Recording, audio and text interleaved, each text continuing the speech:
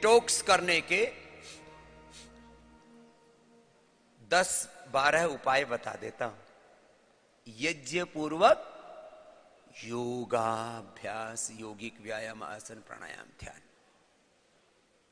यज्ञ पूर्वक योगाभ्यास बॉडी को डिटॉक्स करने के लिए, बिना शुद्धिकरण के। भीतर गंदगी भरी पड़ी है। अब एक पात्र में अंदर जहर घोला हुआ, उसमें कितने ऊपर से अमृत उड़ेल दो, दूध दही छाछ कितना ही डाल दो, औषध, वो सब विष कुंभम पयोमुखम हो जाएगा। संस्कृत में पढ़ा है। अंदर जहर बढ़ा तो ऊपर से दूध डाल दो, अमृत डाल दो, वो भी जहर ही हो जाएगा। तो अंदर का जहर निकालने का उपाय क्या है? यज्ञ पूर्वक योग। फिर गोधन अर्क पीवो। सुन लो साहब, जिनको भी अर्थराइटिस है, रोमेटॉइड अर्थराइटिस, आरए फैक्टर बढ़ा हुआ है, सीआरपी बढ़ा हुआ है, एएनए, एवीएन, HLB27 पॉजिटिव है, और तमाम तरह के SGOT, SGPT बढ़ा हुआ है, कोलेस्ट्रॉल बढ़ा हुआ है, जो भी बुरी चीजें बढ़ी हुई हैं, वेट बढ़ा हुआ है, फैट बढ़ा हुआ है, फैटा फैटी, मोटा मोटी, डुम्मा डुम्मी, गुंडा गुंडी, जाड़ा जाड़ी, जो भी शब्द बोलते हैं ना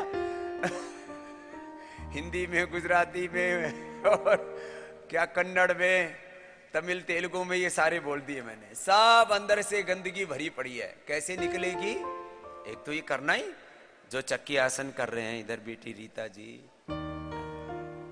सबको तुमको भीतर से रीता करना है और फिर भरना है। शरीर के शुद्धिकरण के लिए गोधन अर्क पीना, और गोखरू का पानी ये पी लिया, फिर तो कोई बात ही नहीं।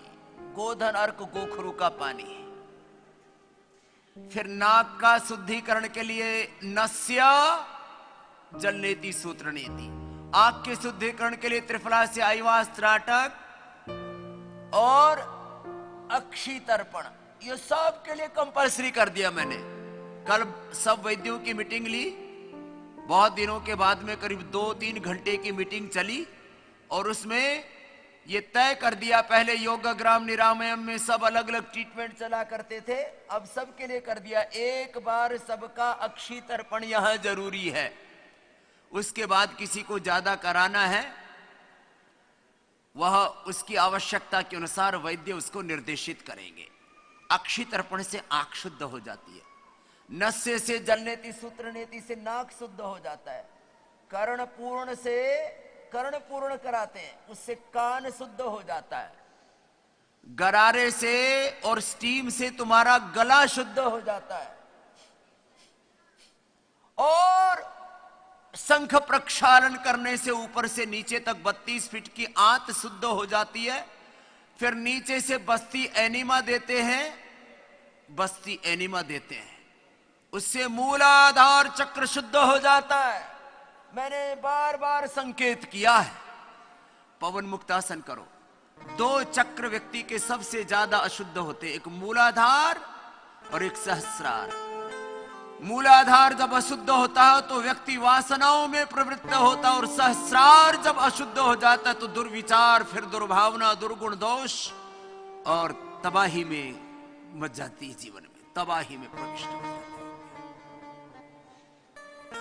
इसलिए एक क्षण के लिए भी मैं कहता हूं, दुर्विचार मन में मत लाना। Wrong thoughts, wrong action, reaction, inaction, यह है डिस्ट्रैक्शन का मार्ग। डिस्ट्रैक्शन, डिस्ट्रैक्शन, विघटन, विध्वंस हो रहा है, विध्वंस हो रहा है। इसलिए मूलाधार को शुद्ध करते हैं बस्ती से। फिर पूरे शरीर में अलग अलग गंदगी इकट्ठी हो जाती है, उसको शुद्ध करते हैं लीच से, रक्त मोक्षण से, स्नेहन स्वेदन से। और सिर को और शुद्ध करने के लिए अनुलोम विलोम, भ्रामरी, उद्गीत, ओंकार ध्यान तो करवाते हैं, कराते हैं। सिरोधारा, सिरोधारा, तक्रधारा, दुग्धधारा, तेल धारा, घृत धारा उसमें चलती है फिर। और ये जब आपकी सिरोधारा चले तब शांत मन से ओंकार का, गायत्री का मणि मन ध्यान किया करो। मूलाधार से सहस्रार तक 8 चक्रों की शुद्धिकरण का 1 घंटे तक ध्यान किया करो।